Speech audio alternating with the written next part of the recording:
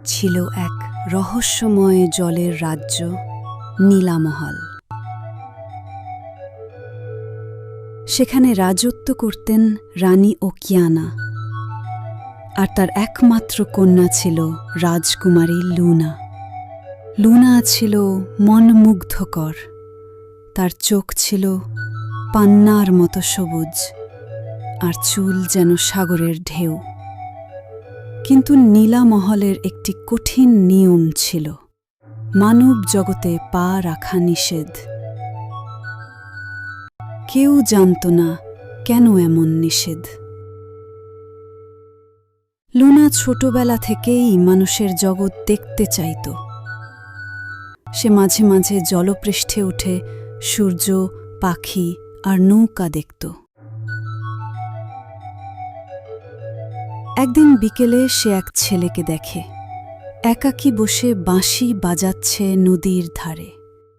বাঁশির সুর এমন মন ছুঁয়ে যাওয়া ছিল যে লুনার মনে অদ্ভুত কিছু জেগে ওঠে। সে প্রতি রাতে লুকিয়ে এসে সেই সুর শুনতে থাকে।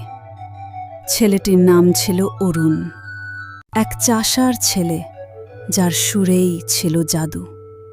হঠাৎ একদিন জলের রাজ্যে আক্রমণ করে কালো নাগ নামের এক ভয়ঙ্কর সাপ দানব, যার বিষে সমুদ্রের জলও কালো হয়ে যায়। রাজা রানী ব্যর্থ হন তাকে থামাতে। লুনা ভয় পায়, কিন্তু মনে পড়ে যায় অরুণের বাঁশির কথা। সে জল থেকে উঠে আসে আর অরুণকে অনুরোধ করে রাজ্য বাঁচাতে।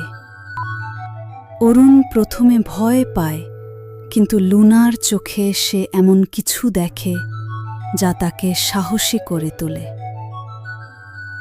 লুনা অরুণকে নিয়ে জলের রাজ্যে আসে। অরুণ নিজের বাঁশি বের করে বাজাতে শুরু করে। সে এমন সুর তোলে যা আগে কেউ শোনেনি। দানবের চোখ ঘুরতে থাকে। সে ধীরে ধীরে ঘুমিয়ে পড়ে এবং তারপর গভীর সমুদ্রে তলিয়ে যায়। সমস্ত রাজ্য আনন্দে ফেটে পড়ে। রানী ওকিয়ানা অবাক। রানী বলেন, তুমি রাজ্য বাঁচিয়েছ। এখন থেকে জলের রাজ্য আর মানুষের জগতে আর কোনো বাধা থাকবে না। লুনা ও অরুণের বন্ধুত্ব গড়ে ওঠে গভীর ভালোবাসায়। অরুণ জলে আসতে শিখে,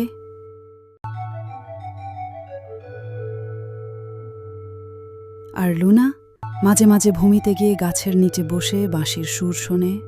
এভাবেই দুটো জগৎ এক হয়। জলের রাজ্য আর মানুষের মন এক সুরে বাঁধা পড়ে।